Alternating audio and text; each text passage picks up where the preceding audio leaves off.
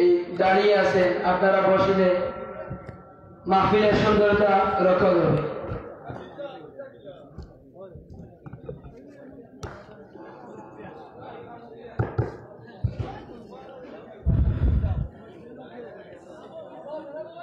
আসসালামু আলাইকুম ওয়া রাহমাতুল্লাহি ওয়া বারাকাতুহু।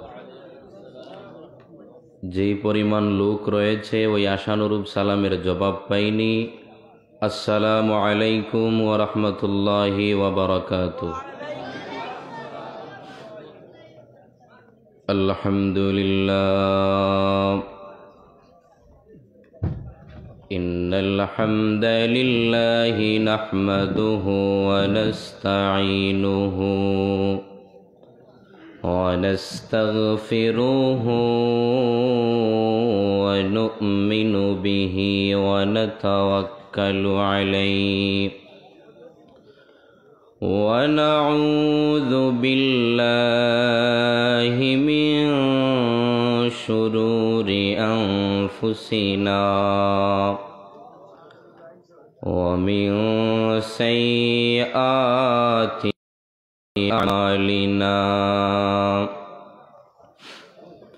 من يهده الله فلا مضل له ومن يضلله فلا هادي له ونشهد أن لا إله إلا الله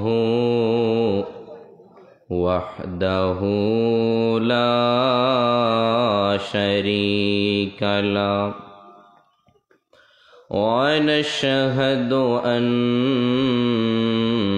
سيدنا وسندنا وحبيبنا وطبيبنا وطبيب قلوبنا لله رب العالمين أو قال الله كما تبارك وتعالى في كلامه المجيد وفيه فرقانه الحميد أعوذ بالله من الشيطان الرجيم بسم الله الرحمن الرحيم إذا زلزلت الأرض زلزالها وأخرجت الأرض أثقالها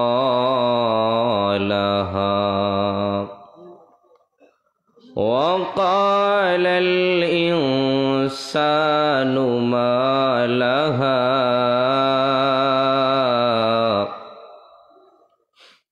صدق الله العظيم إلى آخر أو قال كما تبارك وتعالى في شان حبيب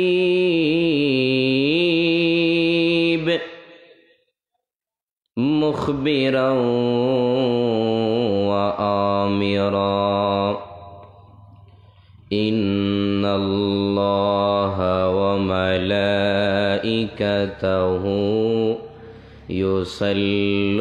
يصلون على النبي يا أيها الذين آمنوا صلوا عليه وسلموا تسليما اللهم صل على سيدنا مولانا محمد وعلى آله محبت جرے جرے مولانا আরশের চেয়ে দামি দেখবে যদি তবে রওজা মুবারক দেখো আল্লাহর প্রিয় হবে যদি তবে মদিনার পাগল হয় আল্লাহুম্মা সাল্লি আলা সাইয়্যিদিনা মাওলানা মুহাম্মদ ওয়া আলা সাইয়্যিদিনা মাওলানা हजर में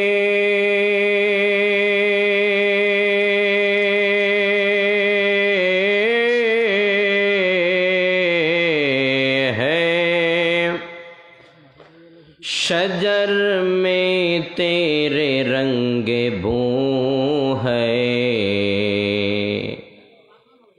जिधर देखता हूँ मौला उधर तू ही तू है ला इलाहा ला जोरे ला इलाहा दिल खुले ला इलाहा ला ला इलाहा ला ला इलाहा आदम नबी साफियुल्लाह मूसा नबी कालिमुल्लाह बाबा आदम साफियुल्लाह मूसा नबी कालिमुल्लाह अमर नबी दयाल नबी अमर नबी दयाल नबी खुदार हाबिब हबीबुल्लाह ला इलाहा ला जोरे ला इलाहा ला इलाहा इल्लल्लाहु मुहम्मदुर रसूलुल्लाह सल्लल्लाहु আলহামদুলিল্লাহ। সম্মানিত মুসল্লিয়ানে কেরাম, সাবিঈনে আযম, পর্দার আড়ালে অবস্থানরত শ্রদ্ধাভাজন আমার কলিজার টুকরা আম্মা জান, মা ও বোনেরা, সবাইকে জানাই আমি অধমের অন্তরের অন্তঃস্থল থেকে আন্তরিক মোবারকবাদ। আমি খুবই আনন্দিত, আমাকে এখানে কমই বেশি সবাই চেনেন, কেননা আমি এই এলাকারই সন্তান, এই গ্রামেই আমি বড় হয়েছি। খুব বেশি দিন না, অল্প কয়েকদিন কেবল আল্লাহ পাক সুযোগ করেছেন দ্বীনের খেদমত করার জন্য। আমি অধম, কিচ্ছু জানি না, ইলমও নেই, আমলও নেই। তা আমার কলিজার টুকরা যুবক ভাইয়েরা, কেউ কেউ আমার দাদু ভাই, কেউ আবার আমার বাবা চাচার বয়সের, এই যে আমি অধমের টানে ভালোবাসায় আপনারা এত রাত পর্যন্ত ঠান্ডার মধ্যে মাহফিলে বসে রয়েছেন। I am so pride of you. আমি খুবই আনন্দিত। এর চাইতে বড় পাওয়া আমার এই জীবনে আর কিছু নেই। তো যাই হোক, কথা গড়াতে চাই না। আল্লাহর হাবিব সাল্লাল্লাহু আলাইহি ওয়াসাল্লাম বলেন, নাজালাত আলাইহিমুস সাকিনা। এই প্যান্ডেলের চারিপাশটা ঘেরাও করার ভেতরে যতক্ষণ পর্যন্ত আল্লাহর নেককার গোলামেরা বসে দিনের আলাপ আলোচনা শুনবে, নাজালাত আলাইহিমুস সাকিনা,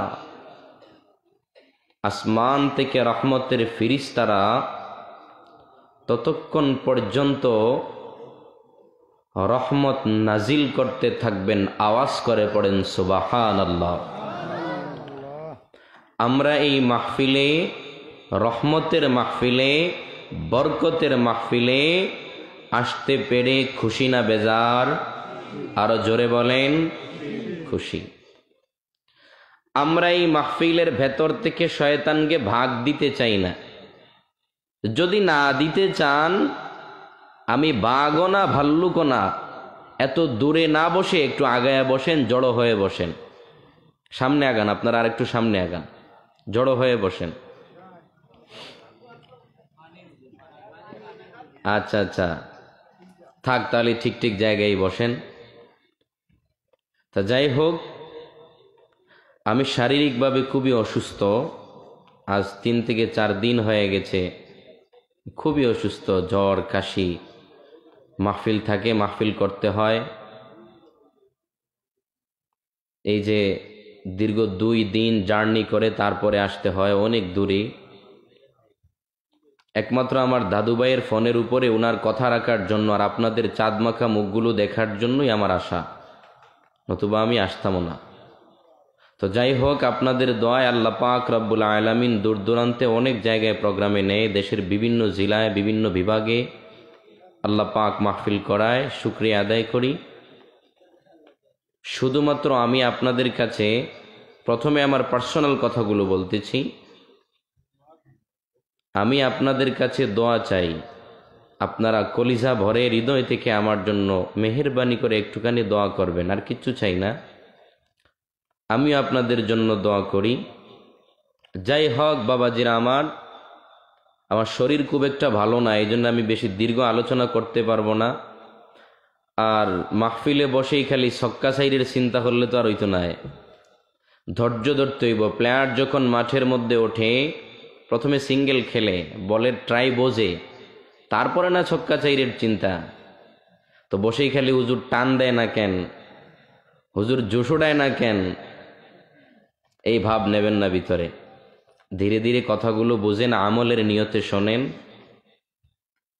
আচ্ছা, আওয়াজ করে একটাবার কথা বলেন তো, আমরা পুরুষ না মহিলা? আর জোরে বলেন। আমি যতটুকু জানি, সিলেটের লোকেরা দেশি মুরগির রান খায়, বিশেষ করে বড় লেখার পাবলিক, এদের গায়ে আরো জোর। তার ভেতরে স্পেশাল হলো মাইজ গ্রাম, আমারই গ্রাম, কিন্তু আমি সেই আশানুরূপ আওয়াজ পাই না। সবাই মিলে ঊর্ধ্ব কণ্ঠে একটা বার চিৎকার দিয়ে বলেন আল্লাহু আকবার। আমরা এই মাহফিলে আসতে পেরে খুশি না বেজার? আল্লাহ পাকের দরবারে সবাই মিলে কালিমাতুশ শুকুর আদায় করি, সবাই পড়ি আলহামদুলিল্লাহ। ভাইরা আমার, খেয়াল করুন, পবিত্র কোরআনুল কারীম থেকে একটি আয়াতে কারিমা তেলাওয়াত করে, সূরা কারিমা তেলাওয়াত করেছিলাম, সূরা জিলজাল। জিলজাল মানা জালজালা, অর্থাৎ ভূমিকম্প। দুনিয়াতে দেখবেন ভূমিকম্প হয় মাত্র কয়েক সেকেন্ড, এতেই অনেক ঘর বাড়ি ধ্বংস হয়ে যায়। আল্লাহ সাধারণ ভূমিকম্পের কথা বলেন নাই, আল্লাহ বলেন হযরত ইসরাফিল আলাইহিস সালাতু ওয়াস সালামের হাতে আমি বিশাল বড় একটা সিংহা দিয়ে রেখেছি। ওই সিংহাটা আমি যখন অর্ডার করব, তখন ইসরাফিল ওই সিংহার মধ্যে ফুৎকার দেবে। কি দেবে? কথা বলতে হবে। আমি মুর্দার সামনে জিয়ারত করতে আসি নাই, আর মুর্দার সাথে আমি কথাও বলি না। আপনারা যদি কথা না বলেন, আমি একাই কথা বলতে হয়, মনে হবে সবাই মুর্দা, আমি খবর জিয়ারত করবার লিগে আইছি। অতএব আপনারা কথা বলতে হবে। ইসরাফিল আলাইহিস সালাতু ওয়াস সালাম যখন সিনগার মধ্যে ফুৎকার দেবেন, আল্লাহ বলেন এত বিকট আওয়াজ হবে, ইযা জুলজিলাতিল আরদু জিলজালাহা, গোটা পৃথিবীর মধ্যে কম্পন সৃষ্টি হয়ে যাবে। ওয়া আখরাজাতিল আরদু আসকালাহা, জমিন তার বৃত্তান্ত বর্ণনা করতে থাকবে। ওয়াকালাল ইনসানু মা লাহা, মানুষগুলি ডাক দিয়ে বলবে জমিনের কি হালাত। ইয়াউমাইযিন তুহাদ্দিসু আখবারাহা, তখন জমিন জবাব দেবে বিআন্না রাব্বাকা আওহা লাহা, আমি আমার রবের অর্ডার পালন করতেছি। আমরা দেখতে পাই জমিনের মধ্যে অনেক নাস্তিক, মুরতাদ, বেদিন ইসলামের ভেনার গায়ের মধ্যে লাগাইয়া, মৌলবাদীর ব্যানার গায়ের মধ্যে লাগাইয়া হক্কানি উলামায়ে কেরামদেরকে নিয়ে কটাক্ষ করে কথা বলে। আমি আমার ভাষায় বলি এরা আলেম নয়, এরা জালেম। কথা বলেন ঠিক কিনা? এই আওয়াজ আর জোরে বলেন ঠিক কিনা? কয়েকদিন আগে আমি লাইভ প্রোগ্রাম দেখলাম আল্লামা ডক্টর এনায়েতুল্লাহ আব্বাসী সাহেবের। আমি যদি আল্লাহ পাক কোনোদিন সুযোগ করে ওনার পায়ে কদম মুসি করব ধরে, প্রয়োজনে আমি ওনার পায়ে চুম্বন খেতে রাজি। এত সুন্দরভাবে বাংলাদেশের এক বুদ্ধিজীবী নামের বুদ্ধিহীন, বুদ্ধি প্রতিবন্ধী গণ্ডমূর্খের সামনে যেইভাবে ইসলাম ধর্মকে তুলে ধরেছেন, আমার মনে হয় শুধু উনার জন্য নয়, গোটা পৃথিবীর মধ্যে মুসলমানের মান ইজ্জত উনি আকাশচুম্বী করে দিয়েছেন। কথা বলেন ঠিক কিনা? আজ আমরা আলেম ওলামারা যারা রয়েছি, আমি না হয় নাই আলেম, যারা রয়েছে বাংলাদেশে অনেক হয়ে গেছে সুবিধাবাদী বক্তা, সুবিধাবাদী আলেম। নিজের ওয়েভ রাখার জন্য, নিজেকে যাচাই করে রাখার জন্য হক কথা বলবে না। বলবে কি, এই যে ঢাকা শাপলা চত্বরে ভাস্কর্য নিয়ে একটা পেছাল চলতিছে, গোটা বাংলাদেশের উলামায়ে কেরাম যখন এক হয়ে গেলেন যে ভাস্কর্য নির্মাণ করতে দে, আমি আমার বিষয়টা রেখে কথাগুলো আপনাদেরকে বলতেছি, আমার বিষয়ে যাব আমি, আপনাদের জানা জরুরি। যখন সমস্ত উলামায়ে কেরামগণ এক হয়ে গেল যে ভাস্কর্য নির্মাণ করতে দেয়া হবে না, কারণ ঢাকা শহর হলো মসজিদের নগর। কিসের নগর? কথা বলে না, কিসের নগর? এটাকে মূর্তির নগর পরিচালনা করা যাবে না। যখন উলামায়ে কেরাম, কওমি অঙ্গনের একজন আলেম আল্লামা মামুনুল হক সাহেব যখন তার প্রথম স্লোগান ঊর্ধ্বকণ্ঠে বাতিলের বিরুদ্ধে তুললেন, হক্কানি উলামায়ে কেরামরা তাকে ভোট দিয়েছে। কিন্তু কিছু নাস্তিক, আফসোস আর দুঃখের সাথে জানাই, আমার সোনার বাংলাদেশে 92% মুসলমানের দেশে নাস্তিক্যবাদী রাম বাম মুরতাদেরা রাজনৈতিক ফায়দা হাসিলের জন্য আলেম ওলামাদের বিরুদ্ধে আঙ্গুল তুলেছিল। কথা বলেন ঠিক কিনা? এই বাংলার মুসলমান পার্সেন্টরা এই নাস্তিক বেঈমান রাম বামদেরকে চিহ্নিত করে রেখেছে, একদিন ধরবে ইনশাআল্লাহ। কথা বলেন ঠিক কিনা? এটা 92% মুসলমানের দেশ, এটা শাহজালালের আবাদ করা জমি, এটা শাহপরানের আবাদ করা জমি, এটা আল্লামা ফুলতলির আবাদ করা জমি, এই জমিনে কোনো নাস্তিক ঠাঁই পেতে পারে না। কথা বলেন ঠিক কিনা? আমরা ইসলামের পক্ষে না বিপক্ষে? আমরা কারো চাদর ধরেও টান দেই না, কারো ঘরে খায়া ঘুমাইতেও যাই না। ইসলামের পক্ষে কথা বলবেন, কলিজায় স্থান দেব। আমার রাসূলকে কটাক্ষ করে কথা বলবেন, আল্লাহকে জালেম বলবেন, মুহূর্তের মধ্যে মাথা থেকে লাত্তি দিয়ে পায়ের নিচে ফেলে দেওয়া হবে। কথা বলেন ঠিক কিনা? আল্লাহ পাক আমার যুবক ভাইদের কণ্ঠটাকে কবুল করে নেক। সবাই পড়ি আমিন। খেয়াল করুন বাবা, আল্লাহ বললেন ইদা জুলজিলাতিল আরদু জিলজালাহা। ভাইরা আমার গভীর মনোযোগ। রব্বুল আলামিন কোরআনুল কারীমের মধ্যে বলেন, বান্দা এই দুনিয়ার জমিনটা একটা বাচ্চার খেলার ঘরের মতন। শিশু বাচ্চারা যখন খেলার মুড আসে, মন চায় খেলা করার জন্য, সুন্দর করে খেলার ঘরটা সাজায়। যখন খেলার মুড চলে যায়, লাত্তি দিয়ে ঘরটা ভেঙে দেয়, ওই ঘরের সৌন্দর্য আর থাকে না। আমার আল্লাহ বলেন, মাত্র অল্প কয়েকটা দিনের জন্য আমি আল্লাহ দুনিয়ার জমিনটা বানাইলাম। যখন আমি আল্লাহর মনসা হবে দুনিয়ার হায়াত শেষ হয়ে যাবে রে বান্দা, এই দুনিয়ার জমিনটা আমি আল্লাহ রাখবো না।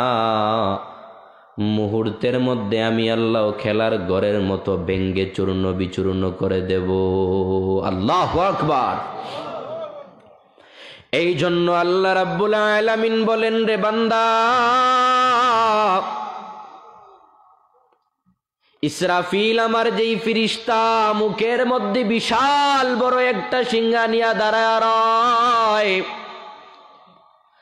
আমি আল্লাহ যখন অর্ডার করে জীবরে ফিরিস্তা সিংহার মধ্যে বাঁশি বাজাও, আমার ফিরিস্তা যখন সিংহার মধ্যে ফুৎকার দেবে, গোটা দুনিয়ার মধ্যে কেমন জানি কম্পন আরম্ভ হয়ে যাবে। আল্লাহ বলেন, ইযা জুলজিলাতিল আরদু জিলজালাহা। এই দুনিয়ার জমিনটা চূর্ণ বিচূর্ণ হয়ে যায়, তখন আল্লাহ মুমিনকে দেখবে না, বেঈমানকে দেখবে না, সবাই ধ্বংস হয়ে গেল। এই দুনিয়ার জমিনে আর কিছু নাই। এক একটা আয়াতের অর্থ এক এক রকম মাওলা উঠায়। লম্বা সময়ের প্রয়োজন, সংক্ষেপ করে বলি ভাই, গভীর মনোযোগ দিয়ে শুনো। গোটা সূরাটার মূল বিষয় যেটা হলো, আমার আল্লাহ বলেন, বান্দা দুনিয়া যখন আমি ধ্বংস করে দিব, এই দুনিয়ার মধ্যে কোনো মানুষ থাকবে না, কোনো গাছগাছালি থাকবে না, কোনো কিছু নাই। আমি আল্লাহ শুধুমাত্র একা রাজত্ব করব রে বান্দা। কই গেল নমরুদ, কই গেল ফেরাউন, কই গেল আবু জাহেল, কই গেল 2020 সালের বাংলার জমিনের শ্রেষ্ঠ নাস্তিক মুরগি কবির?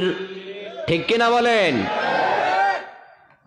নাই, কারো কণ্ঠের থেকে কোনো আওয়াজ নাই। আমার আল্লাহ একটাই আওয়াজ দিবেন, লিমানিল মুলকুল ইয়াউম লিল্লাহিল ওয়াহিদিল কাহ্হার। আমার আল্লাহ চিৎকার দিয়ে বলবেন, বান্দা রাজত্ব আমি মাওলার, আর কেউ নাই। বান্দাগুলি তখন কবর থেকে দাঁড়ায়া যাবে,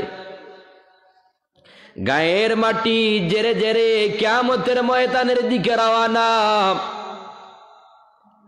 কারো গায়ের মধ্যে কোনো জামা নাই, যে যে স্থানের মধ্যে দাফন হয়েছিল ওই স্থান থেকে উঠে দৌড়ানো শুরু করে দিবে।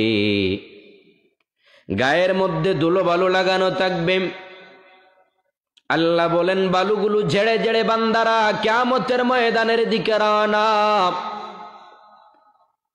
ওই কিয়ামতের ময়দানে যায় যখন গোটা বিশ্বের মানুষ হাজির, আমার আল্লাহ তখন আসিয়া হাজির হয়ে যাবেন। বান্দাগুলিকে ডাক দিয়া বলবেন, রে আমার ফিরিস্তার দল, সবার হাতে হাতে আমল নামাটা পৌঁছায় দাও। যার যার হাতের মধ্যে আমল নামা পৌঁছায় দেয়া হবে। দাঁড়ায়া বৈশা দিনের খাম রাত্রের খাম, কলমের কুসায় লক্ষ টাকা নিজে আত্মসাৎ করা, রাজনৈতিক ফায়দা হাসিলের জন্য রাসূলের বিরুদ্ধে কলম দড়া, কেউ তখন আর রেহাই পাবে না। যারা নাস্তিকবাদী বেঈমান মুরতাদ, আমার আল্লাহ তাদের বাম হাতের মধ্যে আমল নামা দেবেন।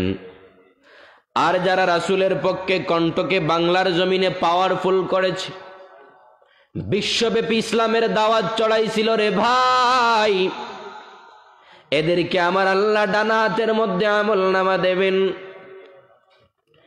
এক গরুর বাম হাতে আমল নামা, আর এক গরুর ডানা হাতের মধ্যে আমল নামা। দল হয়ে গেল কয়টা? আমার সাথে কথা বলেন, দল হইল কয়টা? দুইটা। আমি আগেও বলেছি আমার গলা ভালো না, গলা ভালো হলে না হয় একটু কিছু একটু দেখাইতাম, কিছু একটু দিতাম। আমি নিজেও অসুস্থ। আজকে দিনে মাহফিল, 27 তারিখে বাবুরহাট প্রোগ্রাম, 28 তারিখে নড়াইলে প্রোগ্রাম, আবার 5 তারিখে বেক করতে হবে ফুলতলা। আমি নিজেও খুব প্রেশারের মধ্যে আছি, নিজের গলা ভালো না। ভাইয়েরা আমার, গভীর মনোযোগ। দল হয়ে গেল দুইটা। আল্লাহ চিহ্নিত করবেন, একদল হলো বামপন্থী, একদল হলো ডানপন্থী। ডানপন্থী কারা? বলে মাওলা যাদের ডানা হাতের মধ্যে আমল নামা দে। বামপন্থী কারা? বলে আমার মাওলা যাদের বাম হাতের মধ্যে আমল নামা দেয়। ডান হাতে আমল নামা পাইয়া ডানপন্থী বান্দা গুলি আনন্দে লাফাইতে থাকবে, আর বাম হাতের মধ্যে আমল নামা পাইয়া বামপন্থী বেঈমানগুলি কাঁদতে থাকবে, হয়রান হয়ে যাবে। আমার আল্লাহ তখন ডাক দিয়া বলবেন, বান্দা, ডানপন্থী বান্দাগুলোকে আমি আল্লাহ বিনা হিসাবে জান্নাত দিয়া দিলাম, বামপন্থী বান্দাগুলোকে জান্নাতেও দিস না, জাহান্নামেও দিস না, তাদের সঙ্গে আমার হিসাব আছে। এরে আমার যুবক ভাই, দিলের কান লাগায় শুনো,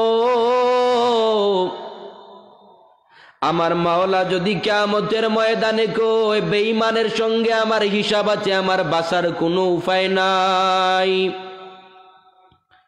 বামপন্থী বান্দাগুলো বাম হাতের মধ্যে আমল নামা লইয়া জাহান্নামের কিনারার মধ্যে দাঁড়ায়া থাকবে।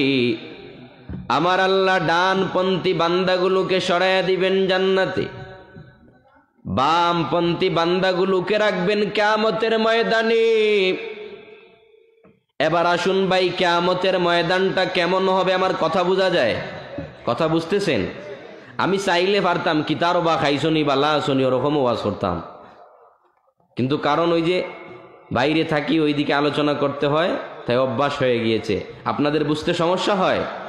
বুঝতেছেন আমার কথা? আরে কথা বলেন না কেন? কথা বুঝতেছেন? আলহামদুলিল্লাহ। তখন আমার আল্লাহ ডাক দিয়া বলবেন, রে আসমানের সূর্য,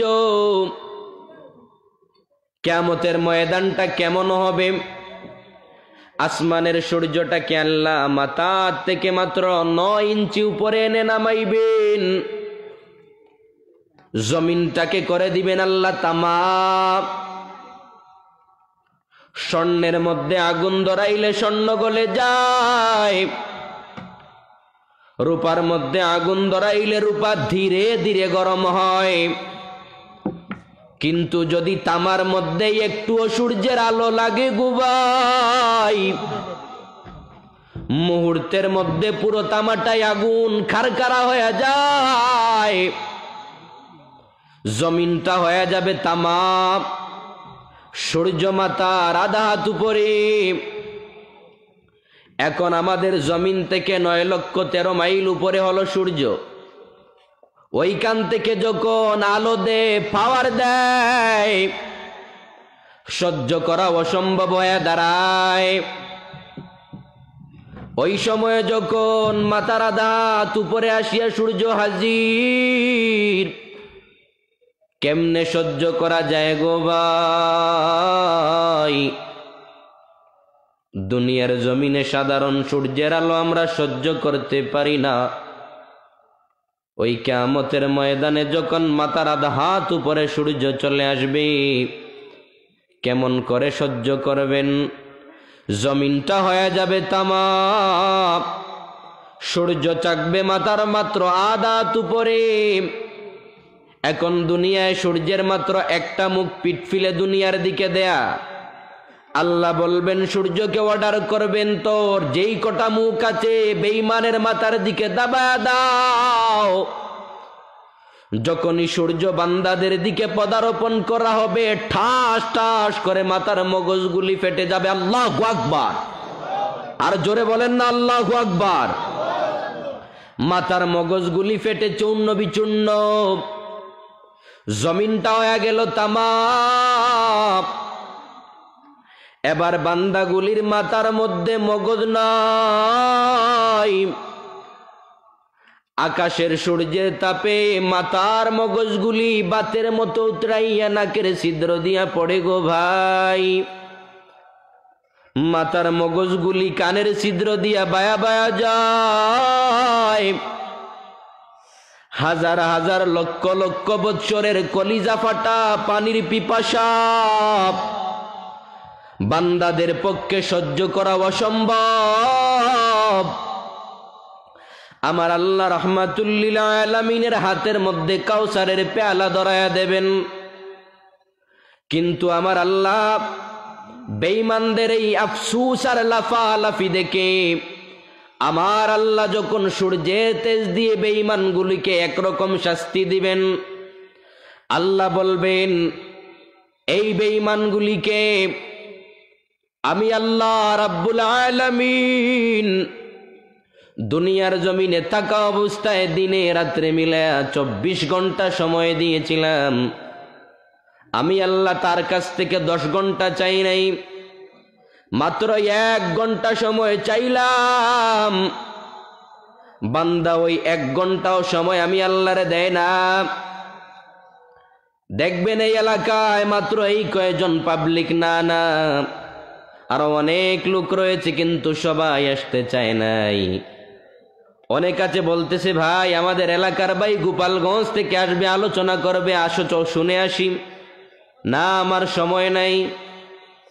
মুয়াজ্জিন মসজিদে আজান দে, হাইয়া আলাল ফালাহ, চলো না যুবক ভাই নামাজে যাই। না, আমার সময় নাই।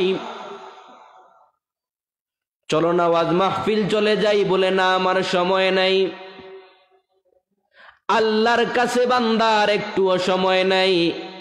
আবার দেখবেন ওই লোকটাই যখন বাংলার জমিনে বিপিএল খেলা, আইপিএল খেলা শুরু হয়ে যায়, ভারত থেকে সালমান খান আর নাস্তিক মুরতাদদেরকে আনিয়া নাচানো হয়। ওই যে এই লোকটা বলে মাহফিলে যাব না, আমার সময় নাই, ওই লোকটাই টিভির সামনে বসিয়া ঘন্টার পর ঘন্টা কাটায় দে। ঠিক কিনা? এই হলো আমার দেশ, এই হলো আমাদের নেচার, এই হলো আমাদের পরিচয়। নামাজে আসো, না সময় নাই। মাহফিলে যাই, না সময় নাই। কিন্তু টিভির সামনে ঠিকই সময় আছে। মহিলাদেরকে যদি বলো একটু কোরআনুল কারীমটা নিয়ে বসো, সূরা ইয়াসিনটা তেলাওয়াত করো, বলবে খায়া কোনো কাম নাইনি, সকালবেলা উঠে আরম্ভ করে দিছ। যদি কেউ আসো দুজন মিলে একটু মধুর ভাষায় গল্প করি, স্বামী স্ত্রী যদি বলা বলি হয়, বলবে বুড়া বয়সে যৌবন জ্বালায় তাড়না দিছে। দেখবেন বেচারা বাজারের মধ্যে যায়া চুল কাটতে লাগলো, বলল ভাই একটু ঠিকঠাক করে দাও কারণ মনটা আজকে ভালো। মুখে একটু ফাউন্ডেশন লাগায়া চেহারাকে একটু সুন্দর করে দেয়। আল্লাহর বান্দা যখন বয়স মনে করেন 40 কিংবা 50, ঘরের দরওয়াজায় আইসাই যখন নক করে, ও আব্দুর রহমানের মা দরজাটা খোলো, বলবে না খুলতেছি, দাঁড়াই বলবে ও তো রাইত খানো আসলায় পারতাম না, এখন দরজা খুলতাম। যদি ঘরের মধ্যে যাও, সুন্দর একটা জামা গায়ের মধ্যে দিয়েছো, যদি বলো আমায় কেমন দেখায়, বলবে খাইয়া কোনো খাম নাই, ও বয়স তোমার অতার ভাব জাগছেনি। আমার পর্দার আড়ালের কলিজার টুকরা মা বোনেরা, না না না, আপনার স্বামী আপনার কাছে জান্নাত, আপনার স্বামী আপনার কাছে জাহান্নাম। কোন স্ত্রী যদি স্বামীকে দেখানোর জন্য বয়স 60 কি 70 কোনো সমস্যা নাই, স্বামীকে দেখানোর জন্য সৌন্দর্য যদি আয়নার সামনে দাঁড়ায় লিপস্টিক আলতাসনো আলখাতরা লাগায়, আল্লাহর হাবিব বলেন যতক্ষণ পর্যন্ত স্বামীর উদ্দেশ্যে স্ত্রী আয়নার সামনে সাজবে, আমার আল্লাহ রাব্বুল আলামিন বান্দির আমল নামার মধ্যে নফল নামাজের সওয়াব দিতে থাকবেন। এই আওয়াজ হইল? আপনাদের তো বিপক্ষে আমি বলতেছি না, আপনাদের পক্ষেই বলতেছি। যদি আমি এখনো বিয়ে করি নাই, তো অনেকেই তো করছেন, তাই না? বাড়ি গেলে আজকের থেকে হয়তো একটু হলেও পরিবর্তন পাইতে পারেন, তা আওয়াজ দেবেন একটু। যেহেতু এইদিকে আমার বিষয় না, আমি যাচ্ছি না, বোঝানোর জন্য শুধু বললাম উদাহরণস্বরূপ। আসুন ভাইয়েরা আমার, খেয়াল করি, আমার মূল বিষয়ের দিকে যাই। রাব্বুল আলামিন যখন জাহান্নামী বান্দাদেরকে কিয়ামতের ময়দানে ডাকবেন,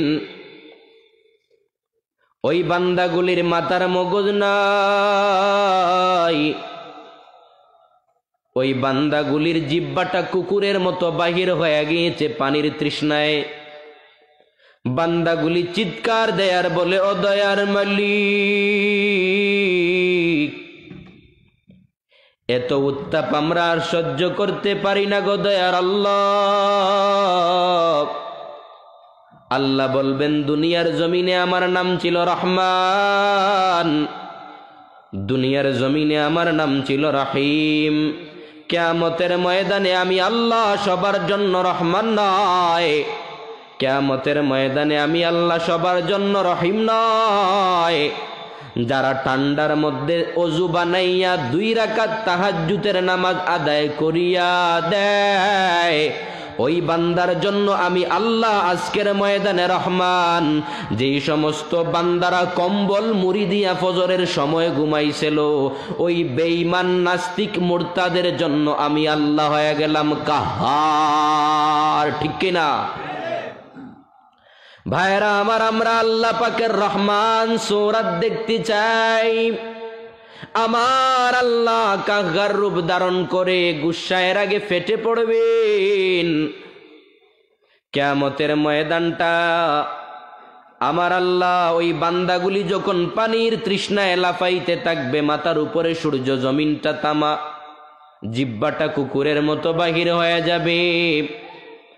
আল্লাহর হাবিব বলেন বান্দাগুলি ঈসা নবী, মূসা নবী, আদম সফিউল্লাহ সবার কাছে দৌড়াইবে, একটু পানি দাও, একটু পানি দাও।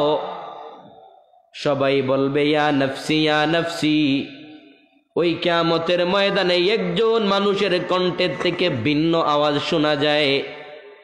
তিনি দুনিয়ার অন্য কোনো মানব নয়, তিনি হলেন আদু জাহানের বাদশা নবী রাহমাতুল লিল আলামিন মুহাম্মাদুর রাসূলুল্লাহ সাল্লাল্লাহু আলাইহি ওয়াসাল্লাম। ওই কিয়ামতের ময়দানে ইয়া নফসি করবে না গো ভাই, ওই কিয়ামতের ময়দানে আল্লাহর হাবিব ঊর্ধ্ব কণ্ঠে জপতে থাকবে, রাব্বি হাবলি উম্মতি। উম্মতের এত পাগল নবী আমার, বান্দাগুলি যখন পানির তৃষ্ণায় দৌড়াইতে থাকবে, সর্বশেষ যখন ঈসা নবীর কাছে যায়, ঈসা নবী বলবেন আমার কাছে মুসার কাছে দৌড়ায়া কোনো লাভ নাই, যদি প্রাণ বাঁচাইতে চাও যাও মুহাম্মদের কাছে যাও। সবাই দৌড়াইয়া দৌড়াইয়া তখন আল্লাহর হাবিবের কাছে যাইতে লাগবে। আমার নবীজি যখন কিয়ামতের ময়দানে তাকায় দেখবে যখন বান্দাগুলির মাথার মগজ বাতের মতো উতরায়, বান্দাগুলির মাথার মগজ নাকের ছিদ্র দিয়া বায়া বায়া জমিন চায়, বান্দাগুলির মাথার মগজ ঠক বগায়া উতরাইয়া উতরাইয়া কানের ছিদ্র দিয়া পড়ে। আল্লাহর হাবিব ডাক দিয়া বলবেন, ও দয়ার মালিক, তোর কি একটুও মায়া নাই, তোর কি একটুও দয়া নাই? তাকায় দেখ আমার গুনাহগার উম্মতের মাথার মধ্যে মগজ নাই, মাথার মগজগুলি কানের ছিদ্র দিয়া বায়া বায়া যায়, মাথার মগজগুলি নাকের ছিদ্র দিয়া বায়া বায়া যায় রে দয়ার আল্লাহ, ও দয়ার মালিক, আমার উম্মতগুলির জিহ্বাটা কুকুরের মতো বাহির হয়ে গিয়েছে পানির তৃষ্ণায়। দয়ার মাওলা রে, আপনি না দুনিয়ার জমিনে একটা সূরা নাজিল করেছিলেন, ইন্না আতাইনা কাল কাউসার। আমি রাহমাতুল লিল আলামিনকে বুঝি আপনি আল্লাহ কাউসারের মালিক বানাইলা। আজ এই কিয়ামতের ময়দানে আমার গুনাহগার উম্মতের পানির পেয়ালা, পানির তৃষ্ণা লাগছে রে মালিক। আমার গুনাহগার উম্মত পানির তৃষ্ণায় জিহ্বাটা কুকুরের মতো বাহির করে দিয়েছে। ও দয়ার আল্লাহ, তোর যদি বিন্দু মাত্র মায়া হয়, তাকায় দেখ আমার পাপী উম্মতের দিকে। আজকে আমার হাতের মধ্যে কাউসারের পেয়ালা ধরায়া দাও, আমি আমার গুনাহগার উম্মতকে কাউসারের পেয়ালা পান করাবো। আমার আল্লাহ বলবেন, হাবিব আপনি কান্না করবেন না, কান্না করবেন না, আপনার উম্মতকে আপনি হাবিব পানি পান করাইতে চান, আমার কোনো আপত্তি নাই। আল্লাহর বান্দাগুলির জিহ্বাটা কুকুরের মতো বাহির হয়ে গেল। যখন রাহমাতুল লিল আলামিনের কাছে যায় হাজির, আমার আল্লাহ তখন আসমান থেকে বিশ্ব নবী আর উম্মতের মাঝখানে একটা পর্দা ফালায়া দেবেন। আল্লাহর হাবিব ডাক দিয়া বলবেন, গো দয়ার মাওলা, আপনি না বললেন আমার উম্মতকে আমি হাবিব পানি পান করাবো? আমার উম্মত আমার কাছে আসতেই আমি আমার গুনাহগার উম্মত দেখতে পাই না, আমার উম্মত আমারে দেখতে পায় না। গো দয়ার মাওলা, আপনি বলে দেন না আমার উম্মতকে আমি হাবিব কেমন করে পানি পান করাইব? আমার আল্লাহ ডাক দিয়া বলবেন, ইয়া রাসূলুল্লাহ, ইয়া হাবিবাল্লাহ, এরা সবাই আপনার উম্মত নয়। এখানে যারা আপনার উম্মত তাদেরকে আমি আল্লাহ যাচাই করে আনিয়া দিব। আর যারা বাংলার জমিনে চ্যানেল ৭১-এর টকশুতে বসিয়া ওলামায়ে কেরামের বিরুদ্ধে কথা বলেছিল, এরা হলো ওই ধরনের নাস্তিক, বেঈমান আর মুরতাদ। এইরকম বাটফারকে আমি আল্লাহ আপনি হাবিবের কুদরতিয়াতে পানি পান করাইতে দিব না। আওয়াজ করে পড়েন না সুবহানাল্লাহ। এজন্য ভাইরা আমার, আমরা ওই কিয়ামতের ময়দানে পানি পান করতে চাই কি চাই না? আরো জোরে বলেন, চাই কি চাই না? চাই। তারপরে আসুন ভাইরা আমার, দিলের কান লাগায় শুনেন, বেঈমানদেরকে যখন আমার আল্লাহ পানি পান করতে দিবে না গো ভাই, দয়ার মালিক ডাক দিয়া বলবেন, এই বেঈমানদের গাড়ের মধ্যে ধরো, পায়ের মধ্যে শিকল লাগাও, টানিয়া টানিয়া নিয়া জাহান্নামের মধ্যে ফালাও। খুদার কসম রে ভাই, ওয়াল্লাহি আল্লাহর কসম খায়া কই, একটা কথাও আমি মাহিনের মনের থেকে মন গড়া কথা বলি না।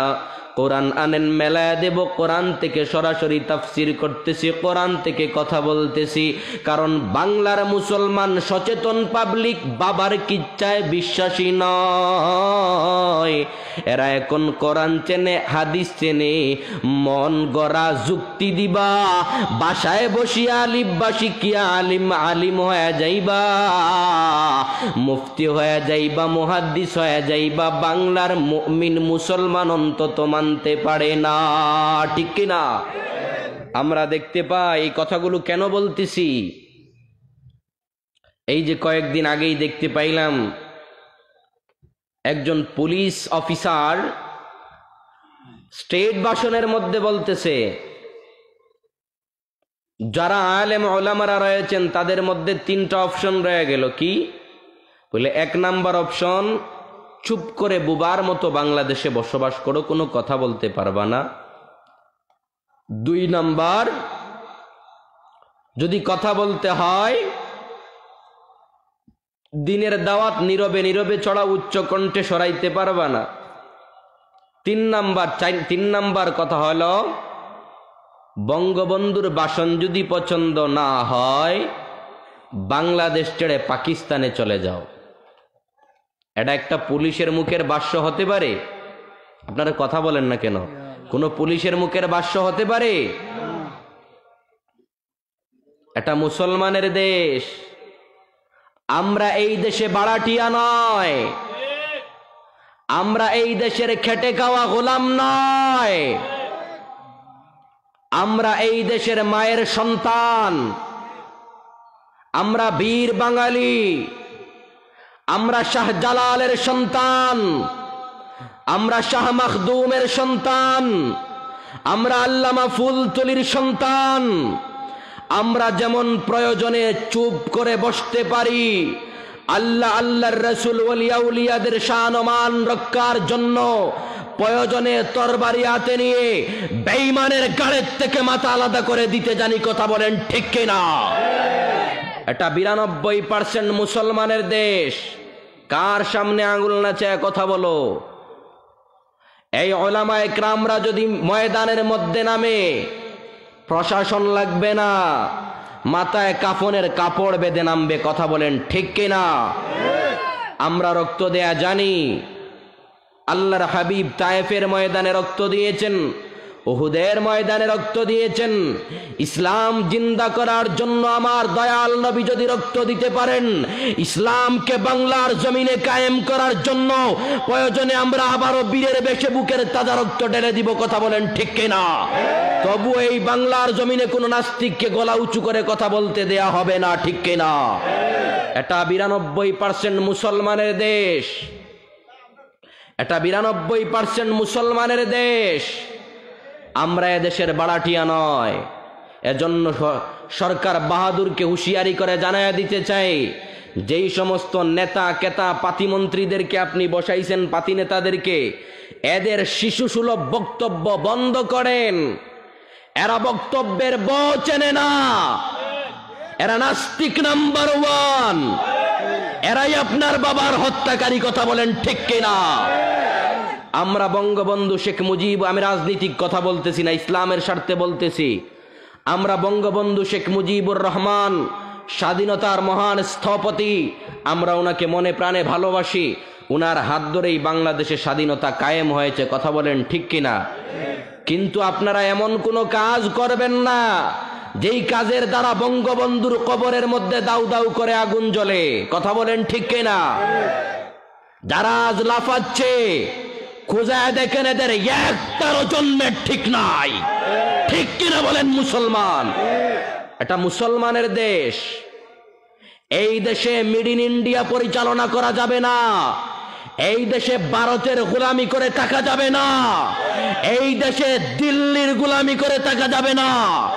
এই দেশে কোন নাস্তিকের গোলামি করে থাকা যাবে না। কথা বলেন ঠিক কিনা? এটা মুসলমানের দেশ। তাই এখনো সময় আছে, সাবধান। আলেম ওলামাদের বিরুদ্ধে কথা বলবেন না। আলেম ওলামাদের বিরুদ্ধে ফেসবুকে, ইউটিউবে, মেসেঞ্জারে কলম ধরবেন না। কারণ তোমার বাপ মরুক, মায়ের বিয়ে হোক, তুমি মরো, আলেম ছাড়া কেউ জানাজা দেবে না। কথা বলেন ঠিক কিনা? আল্লাহ পাক আমাদের সবাইকে সঠিক কথাগুলো বুঝার তৌফিক দান করুক। সবাই পড়ি আমিন। একটু জিকির করেন লা ইলাহা ইল্লাল্লাহ, জোরে লা ইলাহা ইল্লাল্লাহ, লা ইলাহা ইল্লাল্লাহ, লা ইলাহা। গলার আওয়াজ থাইমি গেল কেন? এ ভাই, এই যে প্রচন্ড শীতের সময়, এই সময়ে গরম লাগানোর একটা মাধ্যম আছে। আল্লাহ আর আল্লাহর হাবিবের ইশকে মহব্বতে মদিনাওয়ালার দিকে মন করে 5টা মিনিট জিকির করতে কারা কারা রাজি আছেন? 2 হাত তুলে আল্লাহকে দেখান। আপনারা সবাই রাজি আছেন তো ইনশাল্লাহ? সবাই মিলে আমরা মদিনাওয়ালার দিকে মন লাগায় একটু জিকির করি।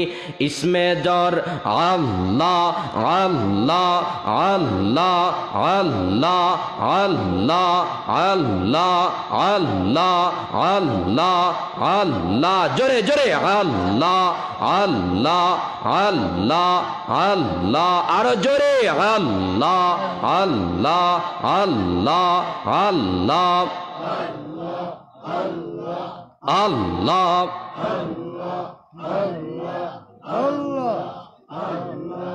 আল্লাহ আল্লাহ।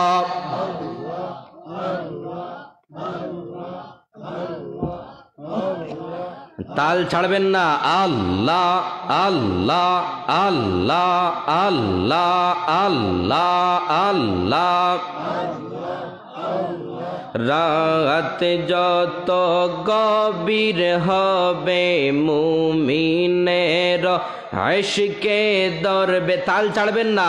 আল্লাহ আল্লাহ আল্লাহ আল্লাহ।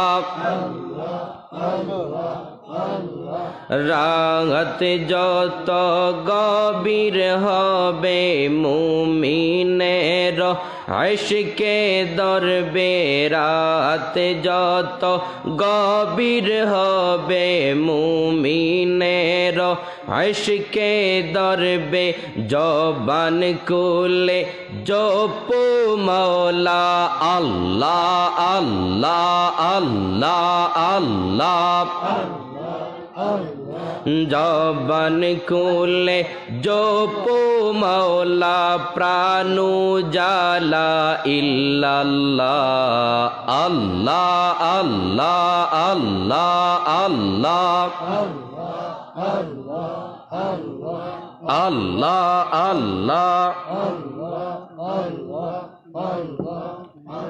লা ইলাহা ইল্লাল্লাহু মুহাম্মাদুর রাসূলুল্লাহ সাল্লাল্লাহু আলাইহি ওয়াসাল্লাম। আসুন ভাইরা আমার, আমি আমার পেছনে আমার বিষয়ের মধ্যে ফিরে যাই। বেশি সময় কথা বলবো না, অল্প কিছু সময়ের ভেতরে আমার বিষয়টা কমপ্লিট করে ইনশাল্লাহ বিদায় নিয়ে নেব। গভীর মনোযোগ ভাইরা আমার।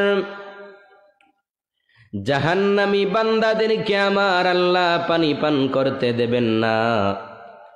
আল্লাহ ফেরেশতাদেরকে অর্ডার করে দিবেন, বেঈমানগুলোকে জাহান্নামের মধ্যে ফেলে দাও। জাহান্নামের মধ্যে বান্দারা যখন জাহান্নামের আগুনের মধ্যে পুড়তে থাকবে বছরের পর বছর, বছরের পর বছর যাবে, দিনের পরে দিন যাবে, বান্দাগুলিকে কেউ উদ্ধার করবে না।